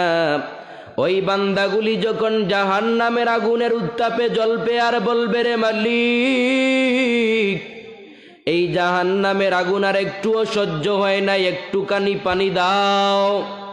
আল্লাহ তাদের প্রশ্নের কোনো জবাব দেবেন না। 50,000 বৎসর পরে আমার আল্লাহ ফেরেশতাকে ডাক দিয়া বলবেন, রে ফেরেশতার দল, বেঈমানেরা কি চায়? আল্লাহর হাবিব ডাক দিয়া বলবেন, ফেরেশতারা ডাক দিয়া বলবেন, দয়ার মাওলা, বেঈমানেরা একটুখানি পানি চায়। আল্লাহ বলবেন, বেঈমানকে পানি দাও। এই পানিটা কেমন হবে গো ভাই? এই পানিটা এমন একটা পানি, হাজার হাজার বৎসর ধরে জাহান্নামী বান্দাদেরকে জাহান্নামের মধ্যে পোড়ানোর কারণে জাহান্নামের নিচদেশে যেই সমস্ত রক্ত আর পুঁজগুলি জমাট করা হলো, ওইগুলিকে জাহান্নামের আগুন দিয়ে ঠক বক করে আমার আল্লাহ উতরাইবেন। আর আমার আল্লাহ বেঈমানগুলির উদ্দেশ্য করে ডাক দিয়া বলবেন, এরে আমার ফিরিস্তার দল, বেঈমানগুলি পানি চায়, দাও এই পানিগুলি বেঈমানগুলিকে দিয়ে দাও। ফিরিস্তারা যখন পানির পেয়ালা নিয়ে হাজির, আল্লাহর বান্দারা একবারও ভাববে না পানি না, পানিটা ঠান্ডা না গরম। হাজার হাজার বৎসরের কলিজা ফাটা পিপাসা পানি পাইয়াই মুখের মধ্যে লাগায়া ঘট গতায়া পানি পান করতে থাকবে। যেই না পানিটা গলার মধ্যে যাবে, আল্লাহ বলেন বেঈমানের গলা থেকে নিয়ে নাড়ি বুড়ি সহ পেটের ভেতরে কলিজা সহ ফুসফুস সহ যা কিছু রয়েছে সব কিছু জ্বলে পুড়ে গলে পায়খানার রাস্তায় বাহির হয়ে যাবে। বেঈমানগুলি ডাক দিয়া বলবে, দয়ার আল্লাহ, পানি দেও নাই তাই তো ভালো ছিল, এ কেমন পানি পান করাইলি রে মাওলা, ভিতরে যা কিছু ছিল দেখ না, কলিজাটা আমি আমার স্বচক্ষে দেখতে পাই। আয় আল্লাহ, কেমন পানি পান করাইলাম। আমার আল্লাহ ডাক দিয়া বলবেন, দুনিয়ার জমিনে তোকে আমি 24 ঘন্টা সময় দিয়েছিলাম, আমি তোর 24 ঘন্টা সময় দাবি করি নাই, মাত্র 1 ঘন্টা সময় চাইছিলাম, আমি আল্লাহকে দেও নাই। এখন শুধু 1 বৎসর 2 বৎসর নয়, যুগের পরে যুগ অনন্তকাল অবিরত জাহান্নামের ভয়াবহ আযাব সহ্য করো। চিৎকার মেরে পড়েন বাজান নাউযুবিল্লাহ। এই হলো আমার আলোচনার টেক টু দ্য পয়েন্ট, বামপন্থীদের অবস্থা। জানি না কতটুকু বুঝাইতে পারছি। যারা বাম হাতে আমলনামা পাইবে, যারা আলেম ওলামাদের বিরুদ্ধে কথা বলে, যারা নাস্তিক মুরতাদ বেঈমান, তাদের অবস্থা আল্লাহ পাক জানাইলেন এই আয়াতের মধ্যে। এই এতক্ষণ আপনাদেরকে ওয়াজ করে যা বুঝাইলাম, এটা বামপন্থীদের অবস্থা হবে। কাদের অবস্থা হবে? কথা বলে না, কাদের অবস্থা হবে? বামপন্থীদের অবস্থা। এবার আসুন, শুধু জাহান্নামে দেবে আল্লাহ তা নয়, ডানপন্থীদেরও সুসংবাদ আছে। ডানপন্থীদের কি হবে? আমার আল্লাহ বলেন, হাবিব, আপনার উম্মতগুলিকে আপনি জানায়া দেন, যারা ফজরের সময় ঘুমায় নাই, ঘুম থেকে উঠে গিয়েছিল, ফজরের নামাজ আদায় করেছিল, ঠান্ডা পানি দিয়ে ওযু বানায় আমি মাওলার কদমের মধ্যে সিজদা দিয়েছিল, মায়ের সঙ্গে খারাপ আচরণ করে নাই, বাবার সঙ্গে খারাপ আচরণ করে নাই, প্রতিবেশী তার নির্যাতন থেকে বাঁচায়া থাকছিল, আমার এই মায়ার বান্দা গুনির জন্য আমি আল্লাহর একটা সুসংবাদ আছে রে। কি সুসংবাদ দেবেন আমার আল্লাহ? দয়ার মালিক ডাক দিয়া বলেন, যারা সাহাবে আমিন, যারা নক হক পথে, যারা দুনিয়ার জমিনে জীবনটাকে চালাইল, সারাদিন রিক্সা চালায়, মসজিদে যখন মুয়াজ্জিন আযান দেয়, মসজিদের কাছে যায় রিক্সাটা ব্রেক করে দিল, কলিং বেলের সুইচটা অফ করে দিল, ওযু বানাইয়া 2 রাকাত হোক 4 রাকাত হোক নামাজ আদায় করে নিল। নামাজ আদায় করিয়া আল্লাহর বান্দা আবার যখন রিক্সা নিয়ে বেরোয়, সারাদিন কাটার পরে মাত্র 250 থেকে 300 টাকা পকেটের মধ্যে নিয়ে ঘরের মধ্যে হাজির। ওই বান্দাটা যে 5 ওয়াক্ত নামাজ আদায় করে করে দিনের গোলামি করলো, দিনের গোলামি করে আল্লাহর গোলামি করে নিজের উপার্জনটা ঠেকাইল, আমার আল্লাহ কই ইয়া রাসূলুল্লাহ, আমার ওই বান্দাটা রিক্সা চালায়া মাত্র 200 টাকা ইনকাম করলো, তাদের কোনো সমস্যা নাই। যারা কলমের কুসা দিয়া হারাম পথে 2 লক্ষ টাকা ইনকাম করে, আমি আমার রিক্সা চালক বান্দার 200 টাকার মধ্যে 2 লক্ষ টাকার বরকত দিয়ে দিলাম। আর জোরে পড়েন না সুবহানাল্লাহ। ভাইরা আমার খেয়াল করুন, ডানপন্থীদের অবস্থা কেমন হবে। যারা ডান হাতের মধ্যে আমল নামা পাইবে, আল্লাহ তাদেরকে ওয়েলকাম জানাবেন, আসো আসো বান্দা আসো, জান্নাতের ভেতরে আসো। আমার আল্লাহ জান্নাতের মধ্যে ডানপন্থী বান্দাদেরকে নিয়ে যাবেন। ডানপন্থী বান্দাদেরকে নিয়ে যায় এমন সুন্দর একটা জান্নাতের মধ্যে আমার আল্লাহ বসাইবেন। ওই জান্নাতটা কেমন হবে গো ভাই? আল্লাহ বলেন এইরকম ফ্লোরের মধ্যে আমি আল্লাহ আমার বান্দাগুলোকে বসাবো না, না না, আমি আমার মায়ার বান্দাগুলিকে, তাহাজ্জুদ গুজারি বান্দাগুলোকে স্বর্ণের চেয়ারের মধ্যে বসাবো। ওই স্বর্ণের চেয়ারটা কেমন হবে? দয়ার মালিক ডাক দিয়া বলেন, হাবিব জানায়া দেন, এমন এমন এক একটা স্বর্ণের চেয়ার গোটা তামাম পৃথিবী যদি বিক্রি করা হয়, তারপরেও জান্নাতের স্বর্ণের একটা চেয়ারের পায়ার সমতুল্য হবে না। এত দাম দিবেন আমার আল্লাহ ডানপন্থী বান্দাগুলোকে। জান্নাতি বান্দারা স্বর্ণের চেয়ারের মধ্যে বসা, জান্নাতি হুর গিলমানরা জান্নাতি শরাব পান করাইতে থাকবেন বান্দাগুলোকে। এই শরাবটা কেমন হবে গো ভাই? এটা মধুর চেয়ে মিষ্টি, দুধের চেয়ে সাদা, এত সুন্দর শরাব আমার আল্লাহ জান্নাতি বান্দাদেরকে পান করাইবেন। গভীর মনোযোগ। আল্লাহ বলবেন, এরে আমার জান্নাতি বান্দা, তোদের জন্য আমি আল্লাহ একটা স্পেশাল সারপ্রাইজ রেখে দিলাম। ওই সারপ্রাইজটা আমার আল্লাহ কি রাখছেন? আল্লাহ বলেন, যারা ডানপন্থী জান্নাতে স্বর্ণের চেয়ারের মধ্যে বসাইলাম, আমি আল্লাহ তাদেরকে জান্নাতের ময়দানে একটা নেয়ামত দেব। ওই নেয়ামতটা অন্য কোনো নেয়ামত নয়। ওই নেয়ামতটা হলো যারা আমি আল্লাহ রাব্বুল আলামিনকে না দেখিয়া সিজদা দিয়েছিল, আজ জান্নাতের ময়দানে আমি আল্লাহ রাব্বুল আলামিন আমার তাহাজ্জুদ গুজারি কাতর বান্দাগুলিকে 70,000 নূরের পর্দা উঠাইয়া আমার বান্দাগুলিকে আমি আল্লাহ সরাসরি দেখা দিয়ে দিব। আর জোরে পড়েন না সুবহানাল্লাহ। ভাইরা আমার গভীর মনোযোগ।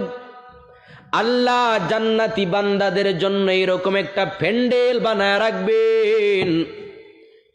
এই প্যান্ডেলের ভেতরে জান্নাতি বান্দাদেরকে আমার আল্লাহ বসাইবেন। জান্নাতি বান্দারা ওই প্যান্ডেলের মধ্যে হাজির।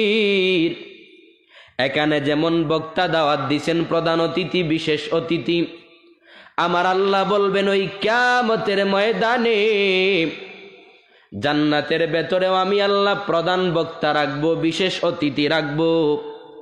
প্রধান বক্তা, প্রধান অতিথির চাইতেও দাম বেশি হলো সভাপতির।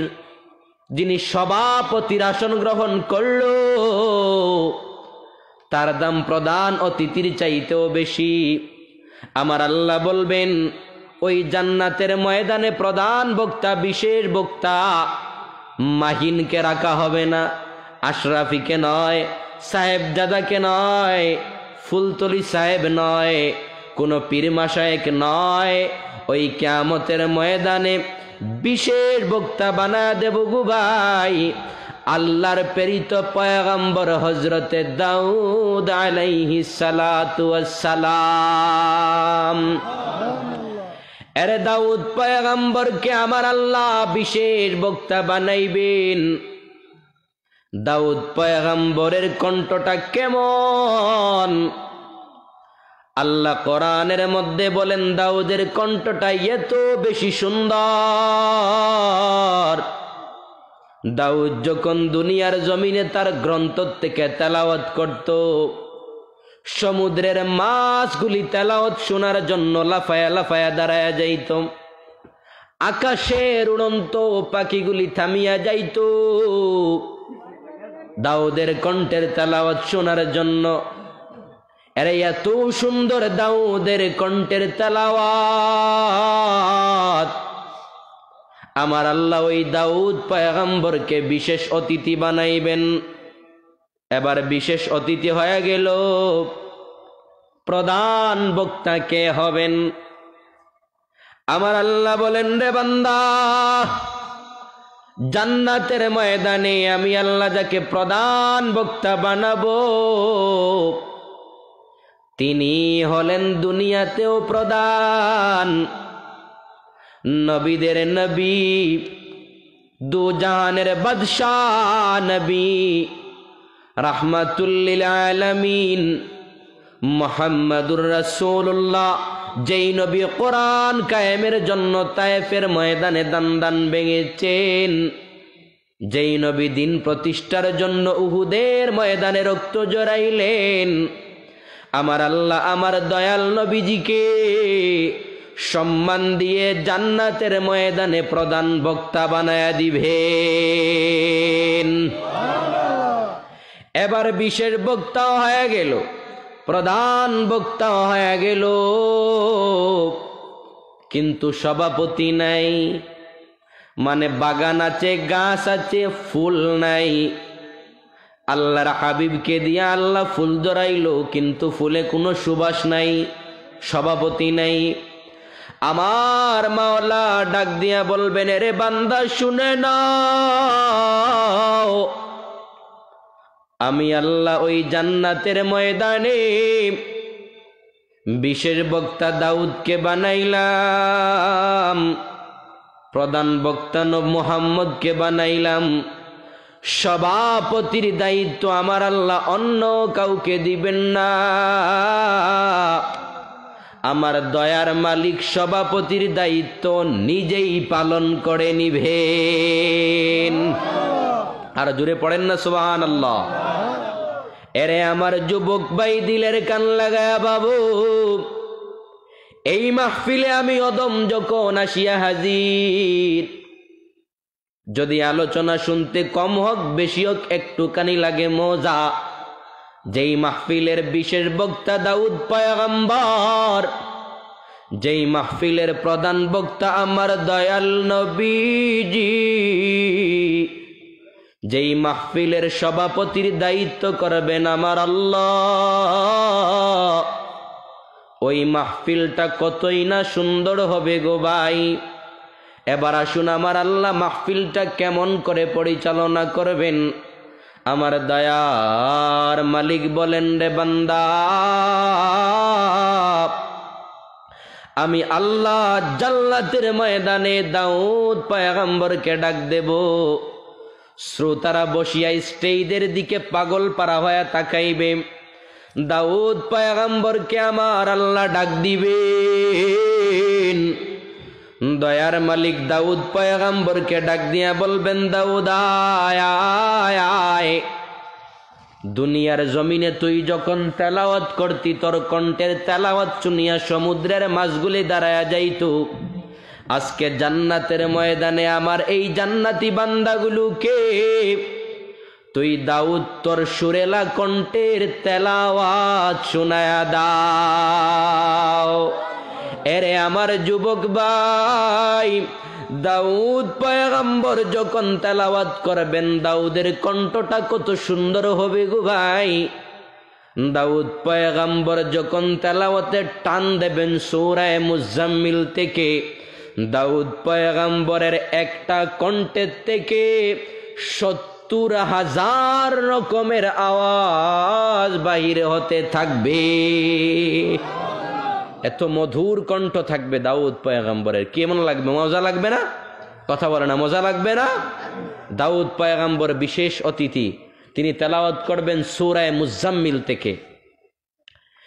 দাউদ পয়গম্বর যখন তেলাওয়াত করার জন্য মাইকের সামনে আসিয়া হাজির, দাউদ নবী যখন তেলাওয়াতে টান দেবেন সূরা মুজাম্মিল থেকে, সামনে বসে থাকা শ্রোতারা লাফ দিবে আর বলবে, দয়ার আল্লাহ, এত মজার তেলাওয়াত আর জীবনে শুনি নাই। তুই মাওলার দুইটা কদমের মধ্যে দড়ি, দয়ার আল্লাহ। দাউদের কণ্ঠের তেলাওয়াত বন্ধ কইরেন না, তেলাওয়াত বন্ধ কইরেন না, কারণ দাউদের তেলাওয়াত শুনতে মজাই লাগে, মজাই লাগে গো। আমার আল্লাহ দাউদ যখন তেলাওয়াত করবে, বান্দাগুলি দাউদের সুরেলা কণ্ঠের তেলাওয়াত শুনিয়া হাজার হাজার বৎসর চলে যাবে, বান্দাগুলি লাফাইতে থাকবে, বেহুশ হয়ে যাবে। হাজার হাজার বৎসর অতীত হয়ে গেল, বান্দাগুলির কোনো খবর নাই। এত সুন্দর হবে দাউদ পয়গম্বরের তেলাওয়াত। আমার আল্লাহ তারপরে বলবেন, দাউদ থাম থাম থাম, আর কত তেলাওয়াত করবি? আমার আল্লাহ বলবেন, দাউদ রে, তুই তো দুনিয়ার জমিনে দিন কায়েমের জন্য রক্ত জড়াও নয়। আমার হাবিব মুহাম্মাদুর রাসূলুল্লাহ দিন কায়েমের জন্য রক্ত জড়াইল। আমার হাবিবকে আমি প্রধান বক্তা বানায় দিলাম। এখন আমার দয়াল নবী রাহমাতুল লিল আলামিন ওই জান্নাতের ময়দানে 30 পারা কোরআনের হাফেজ হইয়া রাহমাতুল লিল আলামিন তার জান্নাতি গোলামগুলিকে, জান্নাতি উম্মাগুলোকে তেলাওয়াত শুনাইবেন। দয়াল নবী ওই দিন তেলাওয়াত করবেন সূরা ইয়াসিন থেকে। আমার নবীর কণ্ঠের তেলাওয়াতটা কতই সুন্দর হবে গো ভাই।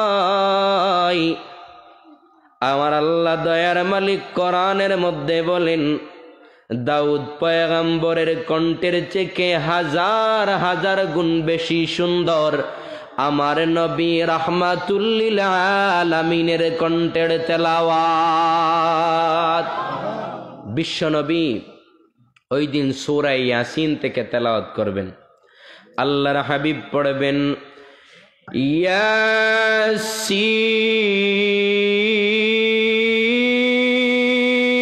ইয়াসিন ওয়াল কুরআনিল হাকীম। আমার নবী যখন মায়াবী সুরেলা কণ্ঠে সূরা ইয়াসিন থেকে তেলাওয়াত করবেন, বান্দাগুলি পাগল হয়ে দেখবে আর বলবে, দয়ার মালিক, দাউদের কণ্ঠের তেলাওয়াত বন্ধ করলা, আমাদের কোনো আপত্তি নাই। ও দয়ার আল্লাহ, রাহমাতুল লিল আলামিনের কণ্ঠে এত মজা গো মালিক, তোর দুইটা কদমের মধ্যে ধরি আমার দয়াল নবীর তেলাওয়াত বন্ধ কইরো না। আমার আল্লাহ যখন পয়গম্বরে আরবি সাল্লাল্লাহু আলাইহি ওয়াসাল্লাম তেলাওয়াত কমপ্লিট করে নেবেন, আমার আল্লাহ তখন ডাক দিয়া বলবেন, হাবিব আপনি থামেন, আর কত তেলাওয়াত করবেন? বান্দাগুলি বলবে, মালিক রে, তেলাওয়াত বন্ধ কইরেন না, তেলাওয়াত বন্ধ কইরেন না, খালি মজাই লাগে গো, তেলাওয়াত শুনতে মজাই লাগে। আমার আল্লাহ বলবেন আপনারা জ্ঞানী শ্রোতা বাবা একটু আওয়াজ করে জবাব দেবেন যদি এতক্ষণের আলোচনা বুঝতে পারেন। দাউদ পয়গাম্বরের একটা কণ্ঠের থেকে 70,000 রকমের মজা বেরোয়। ওই দাউদ পয়গাম্বরের কণ্ঠ দিল কে? কথা কয় না কে? আর জোরে বলেন কে? আমার নবীর কণ্ঠের তেলাওয়াত দাউদের চাইতে লক্ষ কোটি গুণ বেশি সুন্দর। আমার দয়াল নবীর কণ্ঠ দিলেন কে? আমার মাওলা তখন ডাক দিয়া বলবেন বান্দা শোন, জীবনভর আমি আল্লাহর তেলাওয়াত দেয়াটাই শুনলাম, রাহমাতুল লিল আলামিনের এত সুন্দর কণ্ঠ দিলাম আমি আল্লাহ। আবার দাউদ পয়গম্বরের এত সুন্দর কণ্ঠ দিলাম আমি মাওলা। এবার আমি আল্লাহ তেলাওয়াত করব তোরা শোন। এরে আমার যুবক ভাই চিন্তা করে দেখো, যখন আমার মাওলা নিজেই তেলাওয়াত করবেন, যেই কোরআনের পাপক হলেন আমার আল্লাহ, যেই কোরআন দুনিয়ার জমিনে নাজিল করলেন আমার আল্লাহ, ওই আল্লাহ যখন তেলাওয়াত করবেন কতই না মজা লাগবে গো ভাই। এই কথাগুলি আমার আল্লাহ কিন্তু পর্দার আড়াল থেকে ডিসাইটেশন করতেছেন। দয়ার মালিক যখন প্যান্ডেলের মধ্যে আসতে লাগবেন তেলাওয়াত করার জন্য, আমার আল্লাহ ডাক দিয়া বলবেন ফিরিস্তারা জান্নাতের নিচ থেকে একটা কন্ডিশনের হাওয়া ছেড়ে দাও। জান্নাতের ফিরিস্তারা এয়ার কন্ডিশনের হাওয়া ছেড়ে দেবে। এয়ার কন্ডিশনের স্নিগ্ধ মায়াবী মধুর হাওয়া যখন বান্দার গায়ের মধ্যে লাগবে, আমার আল্লাহ তখন জান্নাতের দরওয়াজার সামনে আসিয়া আপনাদের মতো জ্ঞানী গুণী নামাজি আমলদার ইজ্জতওয়ালা বান্দাদেরকে আমার আল্লাহ উদ্দেশ্য করে একটা সালাম দিবেন। আরো জোরে পড়েন না সুবহানাল্লাহ। বাবার বেশি ডিস্টার্ব করব না, মাত্র 5টা মিনিট, একটু ওয়েট করেন, একটু কথা বলেন। আমার আল্লাহ যখন ওই সময়ে বান্দাগুলোকে সালাম দিবেন, তাহিয়াতুহুম ইয়াউমা ইয়ালকিস সালাম, আমার আল্লাহ যখন বান্দাগুলিকে সালাম জানা দেয়, বান্দাগুলি মাওলার কণ্ঠের সালাম শুনিয়া পাগল, ডাক দিয়া বলবে রে দয়ার আল্লাহ, তোরে দেখি নাই না দেখিয়া দিলাম সিজদা। আজকে জান্নাতের ময়দানে আইলাম, অপেক্ষা করতে পারি না। দুনিয়ার জমিনে স্বামী স্ত্রী প্রেম করে, স্বামী তাকে ডুবাইতে, স্ত্রী তাকে বাংলার জমিনে।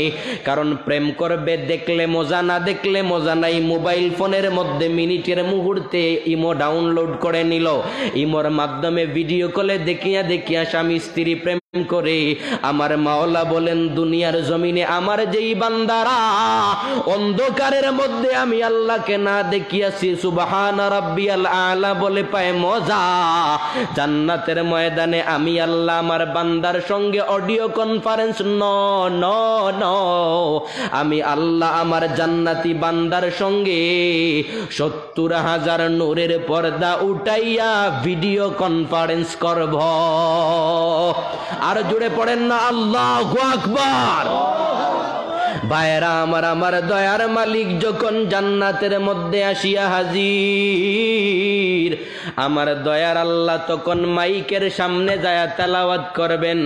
আমরা দুনিয়ার জমিনে পড়ি আর রহমান, আল্লাহ বলবেন করুণাময় আল্লাহ, তোমরা বলতা আমার উপরে কোনো মাওলা নাই, কোনো মাওলা নাই, আমি আল্লাহই হলাম রহমান, অতএব আমি আল্লাহ আজকে আর আর রহমান বলবো না। আমার দয়ার মাওলা ওই দিন তেলাওয়াত করবেন আনার রহমান। আল্লাহ সেদিন পড়বে আনার রহমান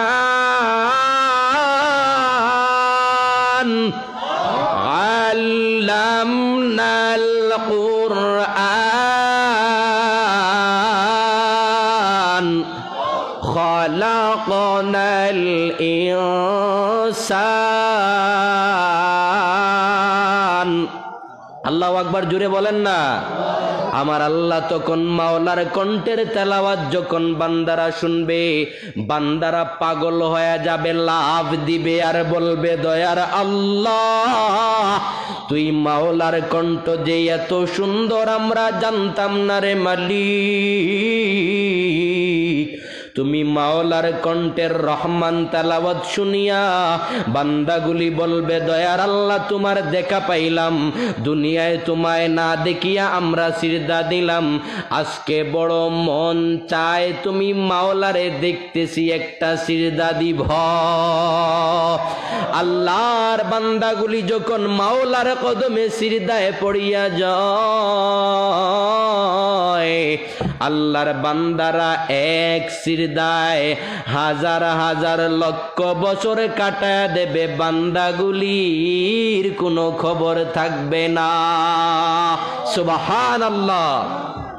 এখন এই যে আমি চিল্লাইলাম, জাহান্নামীদের বর্ণনা দিলাম, জান্নাতীদের বর্ণনা দিলাম, একটু হলেও কি বাবা আপনারা বুঝতে পারছেন? কথা বলেন না কেন, বুঝতে পারছেন? আরো জোরে বলেন, পারছেন? আল্লাহ কবুল করুক, সবাই পড়ি আমিন। এখন আমার একটা প্রশ্নের জবাব দেন, এই যে আল্লাহ জান্নাতের ময়দানে তেলাওয়াত করবেন কিসের থেকে? গীতা পাঠ থেকে? কথা কয় না, গীতার থেকে? রামবেদ? আরে হ্যাঁ হইলে হ্যাঁ বলবেন, না হইলে না বলবেন। রামবেদ, old testament, new testament, Bible, Tripitaka? No, never, everything is stop. আমার আল্লাহ ওই দিন রামবেদ ধরবে না, ত্রিপিটক ধরবে না, সামবেদ ধরবে না। আমার আল্লাহ জান্নাতের ময়দানে তেলাওয়াত করবেন মহাগ্রন্থ আল কোরআন থেকে। আওয়াজ করে পড়েন সুবহানাল্লাহ। এখন আপনারা জ্ঞানী শ্রোতা, আমার একটা প্রশ্নের জবাব দেন। যেই সমস্ত নাস্তিকেরা আজ বাংলার জমিনে বলে কোরআন পুরাতন হয়ে গিয়েছে, এই কোরআনকে পাল্টায়া দিতে হবে, বলেন তো কোরআন কি শুধু দুনিয়ার জমিনে থাকবে নাকি জান্নাত পর্যন্ত থাকবে? কোরআন কি পর্যন্ত থাকবে? জান্নাত পর্যন্ত থাকবে। যেই সমস্ত নাস্তিক আর মুরতাদেরা ঊর্ধ্বকণ্ঠে জানাইতে চায় যে কোরআন পুরান হয়ে গিয়েছে, পাল্টায়া দিতে হবে, ওই সমস্ত নাস্তিক আর বেঈমানদেরকে জানায়া দিতে চাই, কোরআনুল কারীম শুধু দুনিয়ার জমিনে নয়, কোরআন জান্নাত পর্যন্ত থাকবে। কথা বলেন ঠিক কিনা? যারা কোরআনের বাতিকে নিভিয়ে দিতে চান, এই দুঃসাহস করবেন না, কারণ কোরআন একটা ম্যাগনেটিক্যাল পাওয়ার। কোরআনের সহবতে যারা এসেছে আল্লাহর ওয়ালিতে পরিণত হয়ে গিয়েছে। কোরআনের বিরুদ্ধে লাগবা, নমরুদ আর ফেরাউনের মতো কুত্তা জালেমের মতো পড়ে মরতে হবে। কথা বলেন ঠিক কিনা? অতএব কোরআনের সঙ্গে কেউ লাগালাগি করবেন না। এই কোরআন তোমার বাবার বানানো নয়, এই কোরআন তোমার দাদার বানানো নয়, এটা আমার আল্লাহর পক্ষ থেকে দুনিয়ার জমিনে মানবতার মুক্তির জন্য এসেছে। এটা জান্নাত পর্যন্ত থাকবে। আমরা কোরআনুল কারীমের পক্ষে না বিপক্ষে? আরো জোরে বলেন, পক্ষে না বিপক্ষে? আমরা এই মাহফিল থেকে যদি অল্প সংখ্যক শ্রোতা সাদের পিঠা 2 টাকাইলেই পরাণ জোড়ায়া যায়, বেহাজের পিঠা 10 টাকায়ও কোনো লাভ নাই। ঊর্ধ্বকণ্ঠে আওয়াজ দেবেন, কোন নাস্তিক যদি অন্তত আমার গ্রামে, এই মাইজ গ্রামে অথবা এই সিলেটের শাহ জালালের জমিনের মধ্যে কোরআনের বিরুদ্ধে কথা বলে, আল্লাহর বিরুদ্ধে কথা বলে, আল্লাহর হাবিবের বিরুদ্ধে কথা বলে, ইসলামের বিরুদ্ধে কথা বলে, ওই নাস্তিকের গাড় থেকে মাথা আলাদা করে দিতে কারা কারা রাজি আছেন? হাত তুলে আমার আল্লাহকে দেখান। ঊর্ধ্বকণ্ঠে একটা তাকবীর দেন, নারায়ে তাকবীর, আল্লাহু আকবার, নারায়ে রিসালাত, আহলে সুন্নাত ওয়াল জামাত। আল্লাহ পাক আমাদের হাতগুলোকে কবুল করে নাও। আমিন, আমিন, সুম্মা আমিন। এতক্ষণ আলোচনা করলাম বাবা, আমার জন্য আপনারা সবাই দোয়া করবেন। আমার আলোচনার শেষ পর্যায়ে চলে এসেছি। সূরা জিলজাল থেকে অল্প কিছু কথা বলেছি, জানি না কোরআন হাদিসের সঠিক তাফসির করতে পারলাম কিনা। আল্লাহ পাক আপনাদেরকে ভালো কথাগুলো বুঝারা তৌফিক দেখ। যদি কথার মাঝখানে স্লিপ অফ টান 2, 1, 3, 4 হয়, সেটা স্টেজে থয়ে যান, বাড়িতে নিয়ে যায় না, পরে বলবেন বক্তা গোপালগঞ্জ থেকে আইনে ও পরে বাড়ি এসে পিঠা খাওয়াই গেছে, আর কিছু দিতে পারে নাই। অতএব আপনাদের কাছে আখল ও মিনতি জানাই, আমি আমার দিয়ে নয়, যেহেতু আমি আপনাদেরই ভাই, 2টা মিনিট একটু কথা বলি। আমি আমার দিয়ে না, আমার এই এলাকার যদি কোনো এক ভাই কোনো এক কাজের সুতো ধরে, কথা বলবেন না, কোনো এক কাজের সুতা ধরে ঊর্ধ্বকমনে আগায়, এটা আপনাদের এলাকার গৌরব না? কথা বলে না, গৌরব না? কিন্তু আমি আমার এলাকার জ্ঞানী কুনি দাদা ভাই যারা রয়েছেন, চেয়ারম্যান মেম্বার, আমার সবাই তো দাদা ভাই, দাদা ভাই, চাচা, বাবা, কাকা, ভাই যারা রয়েছেন, তাদের কাছে আকুল ও করো জোরে আমার একটা মিনতি জানায়া যায়। আমি আপনাদের সন্তান, আমি এই এলাকার বাউটা নয়, আমি এই এলাকায় বাড়াটিয়া থাকি না। আমার বাবার জন্ম এই দেশে, আমার মায়ের জন্ম এই দেশে, আমি এই এলাকার সন্তান, ঠিক কিনা? কথা বলে না, ঠিক কিনা? কিন্তু আমি যখন সিলেটের ভেতরে কোনো প্রোগ্রামে আসি গোপালগঞ্জ থেকে, আমার সিলেটের কিছু ভাই আমাকে বাধা দেয়, জ্ঞান দেয়। ওকে এনে কি করবেন? বয়ান জানে নাকি? স্টাডি করতেছে, এখন দাওয়াত দেওয়ার দরকার নাই। আপনাদের কাছে আকুল ও মিনতি জানাইলাম। আর যারা এরকম কাজ করেন, আপনাদের পায়ে হাত রেখে বলি, বাজান, আমি আপনাদের শত্রু নই, হয়তো ছোট থাকতে পারি, আল্লাহ পাক দুই কথা বলার সুযোগ করে দিয়েছেন, কথা বলতেছি, বাধা দিবেন না। কারণ আমি অন্য কোনো মানুষের দ্বারাও যদি দিনের কথার মাধ্যমে ইসলামের খেদমত হয়, তাতে কি কোনো বাধা আছে? আরে আমাকে যদি আজকে ঢাকার এক ভাই ডাক দিয়ে বলে মাহিন, এটা কি আমার গৌরব না আমার এলাকার গৌরব? আমাকে কিন্তু বাধা দেয়া হয়। এটা আপনাদের কাছে আমি আকল ও মিনজরে আমি আমার একটা নালিশ রেখে গেলাম। আমি সিলেটের ভেতরে যখন কোনো প্রোগ্রামে আসতে চাই, আমাকে রীতিমতো বাধা দেয়া হয়, বা মাহফিল কমিটির কাছে যায় কান উস্কানো কথা বলা হয়, তখন ওরাও আমার কাছে ফোন দিয়ে জানায় যে হুজুর এই লোক এই কথা বললো, ওই লোক ওই কথা বললো। তখন আমি বলি, ভাই আমি কার বিরুদ্ধে বলবো? কারণ পানির মধ্যে কূপ দিলে নিজের হাঁটুতেই আইসা পড়ে, কথা বলেন ঠিক কিনা? অতএব আমি আপনাদের বিরুদ্ধে বলি না ভাই। অনেক আছেন আমার উস্তাদ, অনেক আছেন আমার মাথার শিরতাজ, আপনারা মাথায় থাকেন, পায়ে নামার চেষ্টা করেন না। আল্লাহ পাক আমাদেরকে যাকে যে স্থানের মধ্যে রেখেছেন, আমরা তা নিয়েই খুশি। আমার এক ভাই যদি উপর, মনে রাখবেন, আল্লাহ যদি কাউরে কান ধরিয়া উপরের দিকে টানে, বান্দা তুমি পা ধরিয়া নিচের দিকে নামাইতে পারবা না। অতএব আমার ভাইদের পায়ের মধ্যে হাত রেখে বলি, এইরকম কাজটা করবেন না। ইসলামের স্বার্থে, দিনের স্বার্থে, উন্নয়নের স্বার্থে, সিলেটের স্বার্থে, বড়লেখার স্বার্থে, এই গ্রামের স্বার্থে যে ভাই কথা বলতে চায় তারে কথা বলতে দাও। ভালো লাগে অ্যাকসেপ্ট, ভালো লাগে না রিফিউজ। কিন্তু তাকে বাধা দেবেন কেন? আজে বাজে কথা বলবেন কেন? যখন সে একটা জিনিসের টাচেও নয়, তখনও তার কাছে যেতে হয়। কিন্তু আমি যখন এই কথাগুলি পাই, আমায় আমার উস্তাদরা বলেন, বাবা, জীবনে উপরের দিকে উঠতে গেলে অনেক কষ্ট সহ্য করতে হয়। আমার সোশ্যাল মিডিয়ায় চ্যানেল আছে, ইউটিউবে প্রতি জুমার আলোচনা সেখানে যায়। তা আমার ইউটিউব চ্যানেলের মধ্যে উল্টাপাল্টা কমেন্ট করা হয়, কারণ এটা গোটা বিশ্ব দেখে, গোটা দেশের লোক দেখতেছে। আপনি উল্টাপাল্টা কমেন্ট করবেন, এটা বদনাম না? আপনি মিডিয়ায় কেন কমেন্ট করবেন? এখানে আমার নাম্বার আছে, আপনার যদি আমার কোনো কথা খারাপ লাগে যোগাযোগ করেন, বলে দেন, আমি সংশোধন করে নেব। ইউটিউবের মধ্যে কেন আপনি কমেন্ট বক্সে যায় উল্টাপাল্টা কমেন্ট করবেন? পেজের মধ্যে যায় উল্টাপাল্টা কমেন্ট করবেন, পাবলিক দেখবে, এগুলো তো বেইজ্জতি করা। আর যদি সত্য কোনো বিষয় নিয়ে বলে, সেটা ঠিক আছে। এমন এমন বিষয়ে কথা বলবে যেই কথার ব্যাপারে মনে হয় আমার বাপেও জানে না। অতএব আল্লাহ পাক আমাদেরকে সবাইকে কবুল করে না। আমি ছোট মানুষ, পড়ালেখা করতেছি, আমার জন্য সবাই দোয়া করবেন যেন আপনাদের সামনে আগামীতে আরো বড় কিছু নিয়ে হাজির হতে পারি। আর আমার এতক্ষণের কথার মধ্যে যদি কোনো ধরনের ভুল ভ্রান্তি হয়, ক্ষমার দৃষ্টিতে দেখবেন। আমি আপনাদেরকে শ্রদ্ধার সহিত হৃদয়ে জায়গা দেই। সবাই পড়ি আমিন ওয়া আখির দাওয়ানা আনিল হামদুলিল্লাহি রাব্বিল আলামিন। আমরা মুনাজাত করে নেব, একটু দুরূদ শরীফ পড়ি। সাল্লাল্লাহু আলা সাইয়্যিদিনা ওয়া মাওলানা মুহাম্মদ ওয়া আলা আলিহি ওয়া সাহাবিহি ওয়া সাল্লাম। আস্তাগফিরুল্লাহ ইন্নাল্লাহা গফুরুর রহিম। আস্তাগফিরুল্লাহ রাব্বি মিন কুল্লি যামবি ওয়া আতুবু ইলাইহি ولا حول ولا قوة إلا بالله العلي العظيم اللهم آمين الحمد لله رب العالمين والعاقبة للمتقين الصلاة والسلام على سيد الأنبياء والمرسلين وعلى آله وأهل بيته وأصحابه أجمعين দয়ার মাবুদ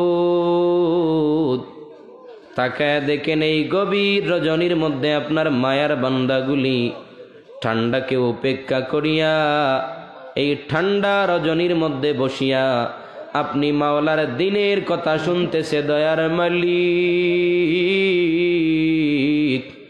মেহেরবানি করে আমার এই ভাইগুলোর হাতগুলাকে কবুল করে নাও আয় আল্লাহ আমরা যারা হাত বাড়াইলাম আমি জানি না আমাদের কার অন্তরের মধ্যে কোন নেক তামান্না ঘুরপাক খায় আপনি মাওলা মেহেরবানি করে আমাদের দিলের নেক তামান্নাগুলোকে পূরণ করে দাও ও দয়ার আল্লাহ হাত বাড়াইলেই যেই দুইজন মানুষের কথা হৃদয় থেকে নাড়া দেয় রে দয়ার মালিক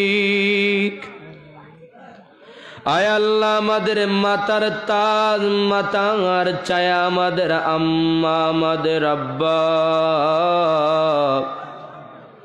মাবুদ গো তাকায় দেখেন বৃদ্ধ দাদু ভাইরা নওজোয়ান ভাইরা কচি কচি বাচ্চারা আপনি মাওলার দরবারে কোনো কিছু চায় না ঠোঁট নাড়াইয়া নাড়াইয়া জাহান্নামের আগুন থেকে মুক্তি চায় আয় আল্লাহ আমাদের যাদের জনম দুঃখিনী মা নাই আয় আল্লাহ আমাদের যাদের বাবা নাই আমাদের আম্মা আব্বার কবরটাকে জান্নাতের বাগান বানায় দাও মাবুদ গো যার মা নাই যার বাবা নাই সে যখন কল্পনার সাগরে ভাবে আমার বাবা বুঝি আর বাড়ির মধ্যে আসবে না রে আল্লাহ যখন ভাবে আমার মা বুঝি আর বাড়ির মধ্যে আসবে না রে মাওলা বাবা হারা কাঙ্গাল বাড়ির মধ্যে যায় যখন দেখে বাবার বিছানা খালি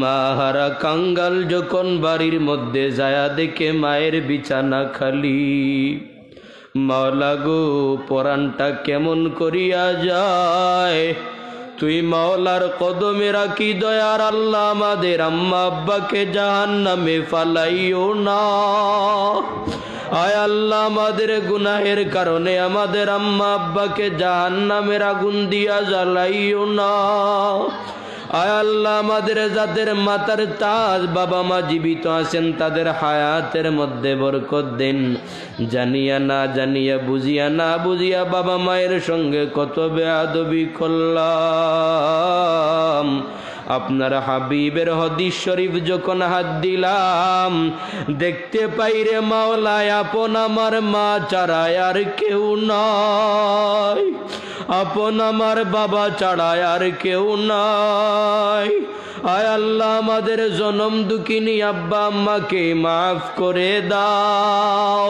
আয় আল্লাহ আমাদের বাড়ি ঘরের উপরে আপনি মাওলার খয়রে বরকত নাদিল করে দাও দয়ার মালিক আমার যেই নওজোয়ান ভাইদের অক্লান্ত পরিশ্রমের ফলে এই জান্নাতি বাগানের আয়োজন আপনি মাওলা এদের প্রত্যেককে তুমি মুনিব কবুল করে নাও আয় আল্লাহ আগামীতে দয়ার আল্লাহ আরো বিরাট করে আপনার হাবিবের শান মানে এরকম আয়োজন করার তৌফিক দান করেন আয় আল্লাহ করো জোরে একটাই মিনতি জানাই